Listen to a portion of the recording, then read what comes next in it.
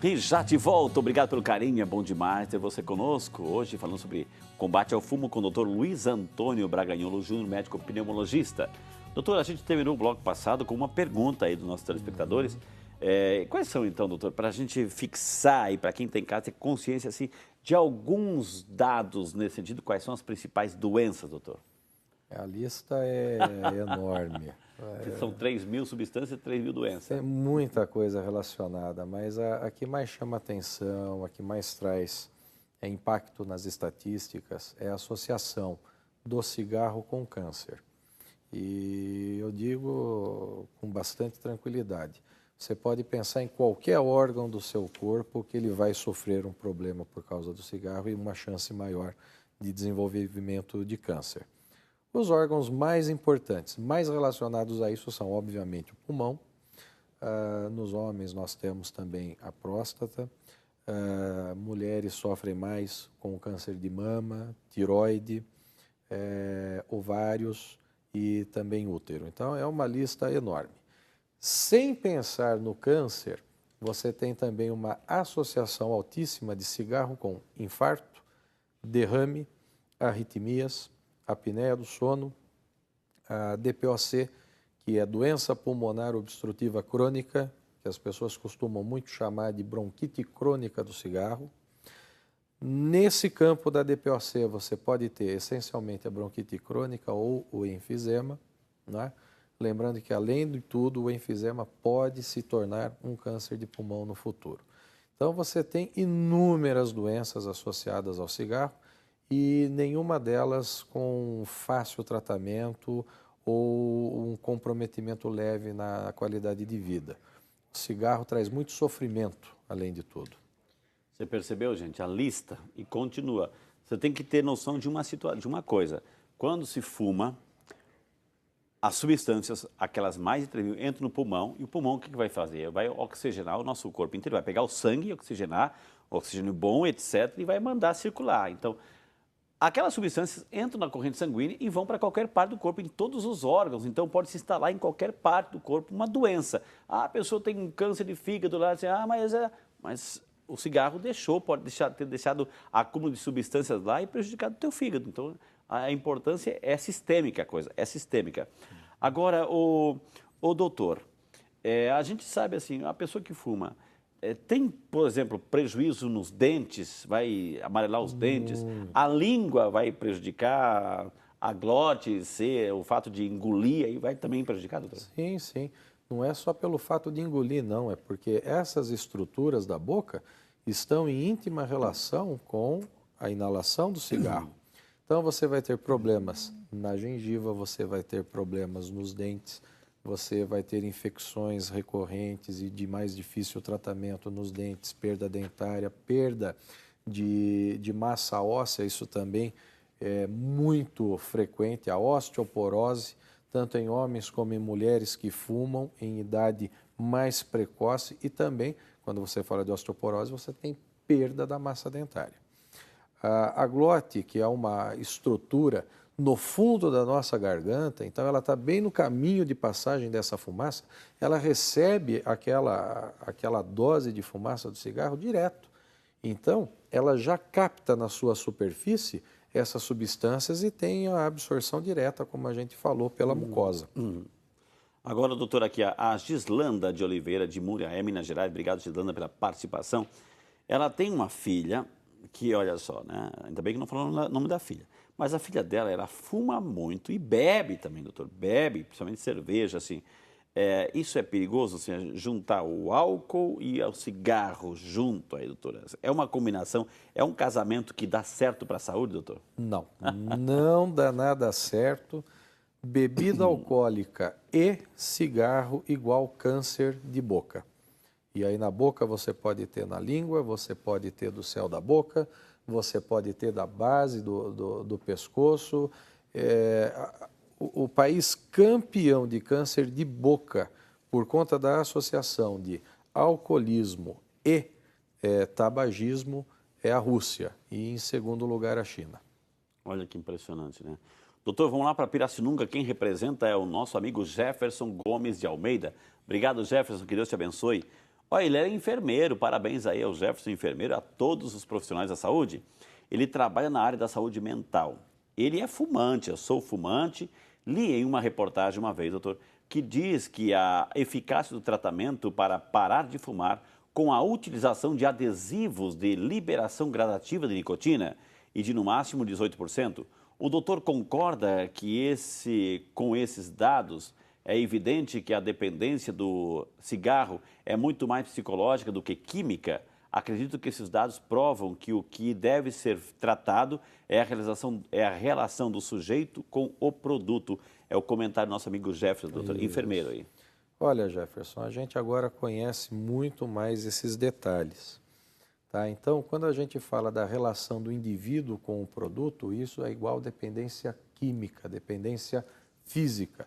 Não existe mais esse conceito da dependência psicológica. O cigarro hoje a gente sabe que ele entra e muda a química do seu organismo. Ele entra no seu cérebro, ele muda a química e o funcionamento dele. Então, é uma dependência do seu físico, do seu corpo, não é só psicológica. Em relação aos tratamentos, é lógico, nós dispomos de remédios que você pode tomar em comprimido, nós dispomos do adesivo de nicotina, temos também a goma de mascar de nicotina. Todos eles têm o seu papel e a sua indicação. Agora, para saber qual vai ser mais efetivo para determinada situação, para aquele indivíduo, esse indivíduo tem que ser bem avaliado. Eu não vou poder tratar pessoas diferentes de forma igual e querer que o resultado seja o mesmo. Então, para dizer qual a melhor chance que ele tem em termos de tratamento, existe toda uma avaliação pregressa, inclusive avaliando se esse paciente vai se beneficiar de tratamento individual ou vai ter um benefício maior com atividade em grupos, como foi mostrado no início do programa. Interessante, interessante. Obrigado, Jefferson, pela participação. E aqui de Valinhos, bem pertinho da gente, doutor, a dona Maria Conceição Escabelo Bento, obrigado, dona Maria, Deus abençoe a senhora, tem um filho que está com 37 anos e fuma há 20 anos e já fez muitas tentativas de parar de fumar. Recentemente fez um exame de raio-x, tinha umas bolhas no pulmão. Gostaria de saber sua opinião sobre o que pode ser essas bolinhas no pulmão. É o filho da dona Maria Conceição, doutor. Muito bem, dona Maria. Vamos lá. É difícil a gente dizer aqui o significado de bolhas no pulmão, porque é um termo muito genérico e que a gente não costuma usar com frequência quando analisa um raio-x. Mas nada impede de que o seu filho, por ação do cigarro, possa já ter apresentado alguma alteração na anatomia, no formato, na consistência do pulmão e alguma coisa diferente tenha sido identificada no raio-x. Então, se isso aconteceu, se ele já fuma há tanto tempo, já tentou várias vezes e não conseguiu, eu acho que a melhor forma de ter certeza da situação é que ele seja avaliado por um especialista. Se for necessário, faça alguns exames adicionais e complementares, mas que, acima de tudo, possa receber a orientação para ele decidir se quer realmente parar de fumar ou não. Porque essa é outra questão que a gente tem também. Eu digo para todos os meus pacientes, você quer parar ou você precisa parar? Porque você só vai ter chances se quiser, não é se precisar. Doutora, a gente perguntou no gancho aqui do Jefferson, assim, a questão, ele colocou o elemento psicológico, assim. A gente sabe que o ser humano se identifica pela inteligência que ele tem, pela força de vontade e pela liberdade que ele tem, né? É só nós que temos isso. Agora, é muito mais do que eu quero, né? Tem momentos que não basta só a própria vontade, é um bom começo, né? Mas tem que ter um recurso profissional, um aparato profissional junto, né, doutor? Sozinho a pessoa não consegue. Isso é fundamental. Qualquer estatística em qualquer lugar do mundo mostra que existem pessoas que pararam de fumar espontaneamente. Chegaram e falaram, hoje eu deixo de fumar, e não volta a fumar. Só que essas pessoas respondem por menos de 5% de todos os que tentaram parar de fumar. Então, o melhor resultado é quando essa pessoa tem uma boa orientação. A gente viu um outro caso também aí, na entrevista do pessoal na rua, que o senhor disse lá que já parou por 11 anos, por 6 anos e tal. Então, a questão que vocês têm que entender é que, em relação ao cigarro, não basta parar. Quem para tem que ter o compromisso de nunca mais voltar a fumar. Porque é muito comum qualquer imprevisto na vida, qualquer situação adversa, vai servir como desculpa para a pessoa voltar a fumar. Ok. E isso não pode ser admitido, né? Se uma pessoa fica 6 meses sem fumar, pode ter certeza, ela só voltou a fumar porque quis. Não houve mais aquela premissa da dependência química, porque isso nesse período já desapareceu. Doutor, assim, aí é aquela questão assim, a pessoa está tentando, quanto tempo, lembrando que aquelas mais de 3 mil substâncias já correram na circulação sanguínea, já estão lá impregnadas pelo corpo, quanto tempo, doutor, a pessoa decide hoje, quem está acompanhando, eu vou parar, quanto tempo a substância vai sair, em quanto tempo vai sair do corpo, ou não vai sair nunca mais? Essa desintoxicação. Essa desintoxicação pode acontecer e ela é proporcional ao tempo que a pessoa fumou. Tá? O grande problema é quando a pessoa para de fumar depois de 20, 30 anos de ter fumado.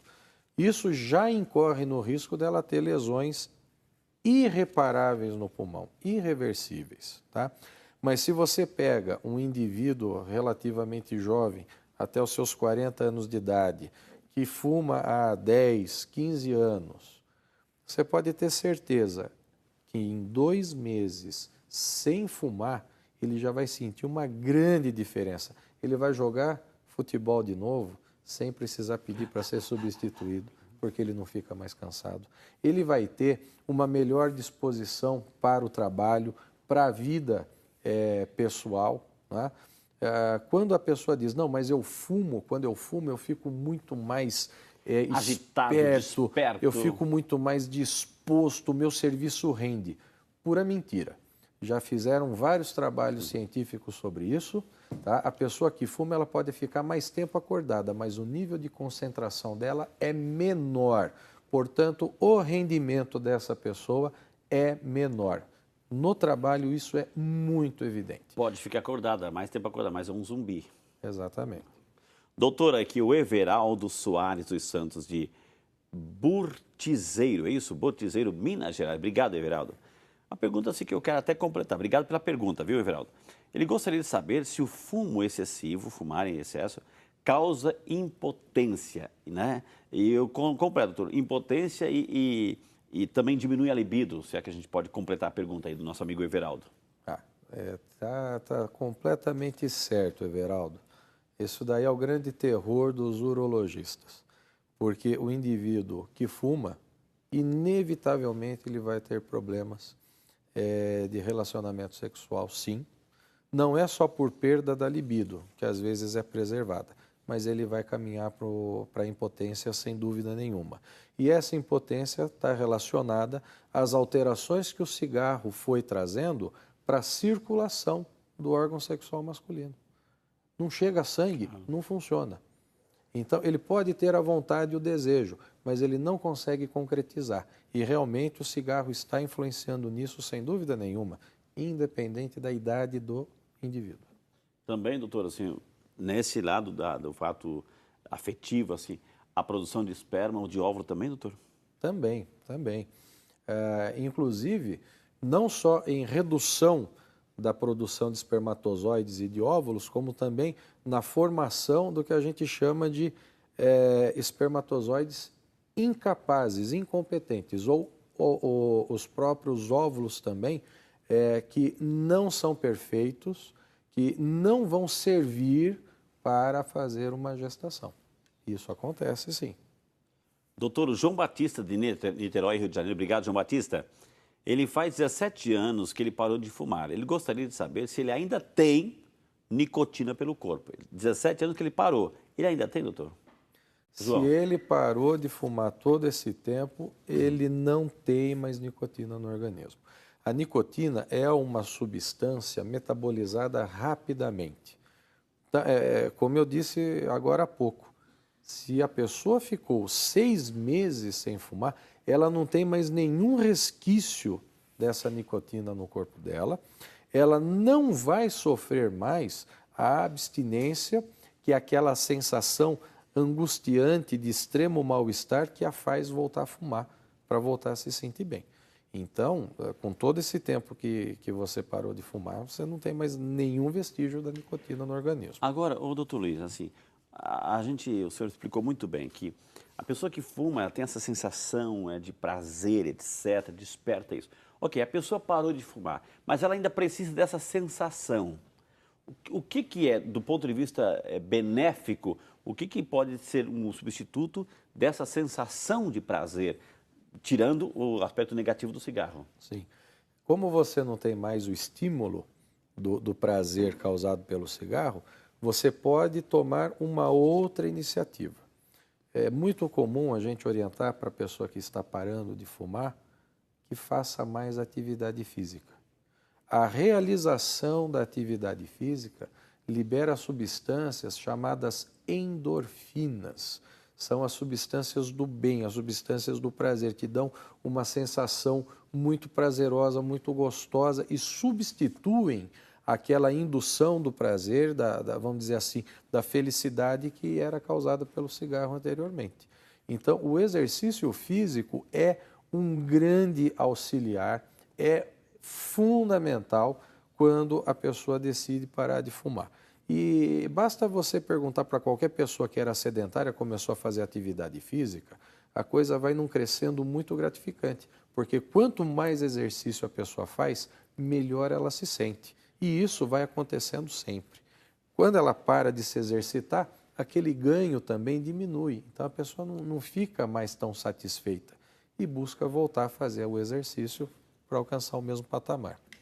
O Pedro de Itaíba, ou Itaibá, lá em Pernambuco, obrigado Pedro, ele tem 57 anos e sempre que sente cheiro do cigarro, tem dores de cabeça. Gostaria de saber por que isso acontece. Ele sente o cheiro, não fuma, né?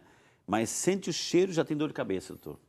É essa nicotina que está... Não é só a questão da nicotina, mas são as outras substâncias que, se você sente o cheiro, vão trazer algumas alterações nos vasos sanguíneos. Às vezes fazendo eles se dilatarem um pouco, às vezes fazendo com que eles se fechem um pouco, um mecanismo muito parecido com o da enxaqueca. Então, essa movimentação de abre e fecha dos vasos pode modificar o fluxo sanguíneo do seu cérebro, causando a dor de cabeça. A nossa amiga Olinda de Souza Dias, de Campinas, obrigado, dona Olinda, Deus abençoe a senhora. Ela fala que o esposo dela, o seu Euclides, um grande abraço para ele também, fumou durante 40 anos e parou há 10 anos que ele não fuma mais. Ele gostaria de saber se ele ainda corre alguns riscos de ter alguma doença causada por esses 40 anos que ele fumou, doutor. Sim, isso existe. E são coisas que você pode, às vezes, só descobrir se você for avaliado. Você fizer uma consulta com um especialista, na conversa, se for possível, identificar se tem algum sintoma pertinente, porque às vezes a pessoa diz, olha, mas eu não sinto nada. Mas quando você vai ver a rotina do dia a dia, ela também não faz muita coisa, ela não caminha muito, ela não faz muito exercício. Então, a limitação da vida já pode ser um indício de que a pessoa foi deixando de fazer coisas por algum problema no seu pulmão. Nós temos ainda mais um povo pergunta. Diretor, solta aí mais uma pergunta aí para o nosso amigo doutor responder aqui conosco. Vamos lá.